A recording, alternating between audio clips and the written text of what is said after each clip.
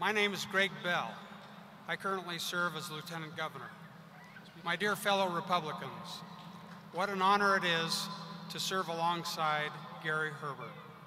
When Governor Herbert asked me to join his team, he was clear that the state is facing some of its greatest challenges in decades. Now let me be clear. Governor Herbert has risen to those challenges. He is serving Utah with real leadership, the leadership necessary to navigate our ship of state through these perilous times. Gary Herbert is a hard-working governor, a man of action. He is a tough and bright fiscal manager, a man who doggedly provides both the discipline for today and the vision for tomorrow. I've gotten to know Governor Herbert on a very personal level, and I can tell you he is 100% genuine. What you see in public is exactly what you get in private. I've come to know him as a principled man, a man of great integrity.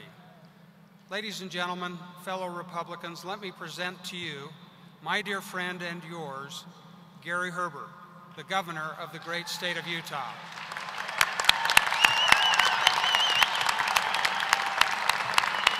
Thank you. Thank you very much, fellow Republicans. Thank you, Lieutenant Governor Bell. And thank you, state delegates, for your great service to the state of Utah. I am humbled and honored to serve as your governor, and today I'm here to ask you for your continued support. I would also like to thank the state's First Lady, my wife Jeanette, and Greg Bell's wife Jolynn. They spend countless hours in remarkable service to our state.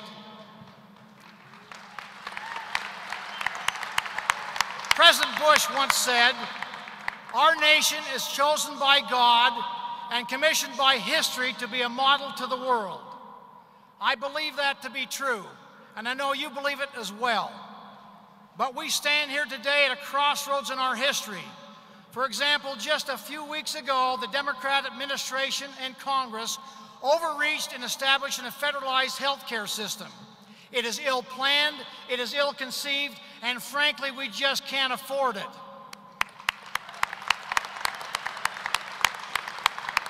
As the nation's multi-trillion-dollar debt expands and encroachment by the federal government spreads, our constitutional rights are increasingly put in jeopardy. It is time for individual states to step forward. It is time for us to push back and restore the proper balance in this country.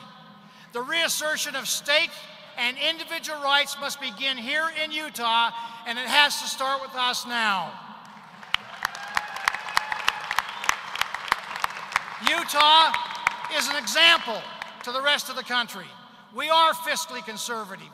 We balance our budgets, and we are committed to self-sufficiency and to individual accountability. Economically challenging times like these demand leadership. A leader who is a proven fiscal manager, a leader who believes in free enterprise and creating a business-friendly economy, a leader who understands that we live in a country that was founded on the principles of limited government and limitless opportunities.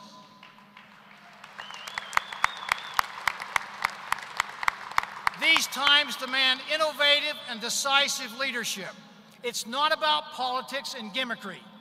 It's about leadership based on proven and established principles.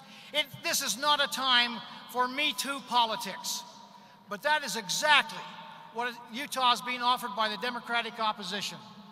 The priorities I outlined in my inaugural address focused on the 3 E's: economic development, education, and energy. Interestingly enough, that became the Democrat agenda just a few months ago.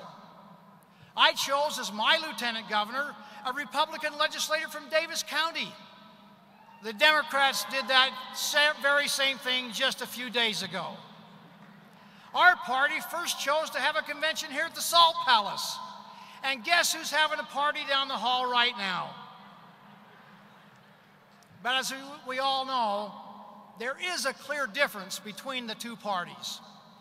For example, their keynote speaker today is Nancy Pelosi's right-hand man, Steny Hoyer, while we have participating with us a great Republican who ought to be the next President of the United States, Mitt Romney.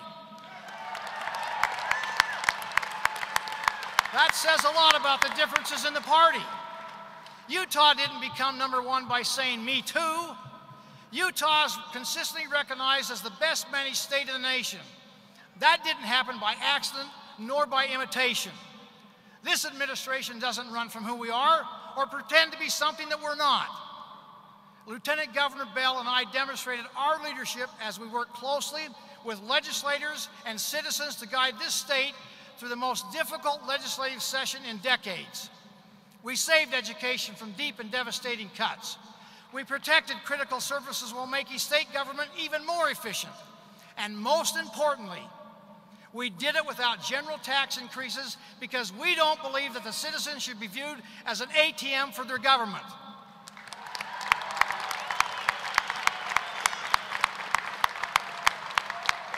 In this time of so-called change, too many people have developed an unfortunate sense of entitlement. Government seems to have forgotten the old adage that you can't have more people in the wagon than you have pulling the wagon. This sense of entitlement is absolutely wrong. It is wrong economically, it is wrong morally, and if this tax and spend mindset is left unchecked, it will lead to unmitigated disaster for our country. But here in Utah, we are doing it right. We are making progress. Nevertheless, there's much to do, and together we can do it. Together we can aggressively work to eliminate excess of state government. We'll continue to improve our economy by focusing on local businesses and private sector job creation. We'll continue to promote responsible energy development, and we'll achieve new standards in education excellence. I thank you for your support and your trust. As neighbors, friends, and families, we will continue to form unprecedented partnerships that will ensure that Utah remains the greatest state in America. God bless you. God bless the state of Utah. My name is Gary Herbert. I want your support. Thank you very much.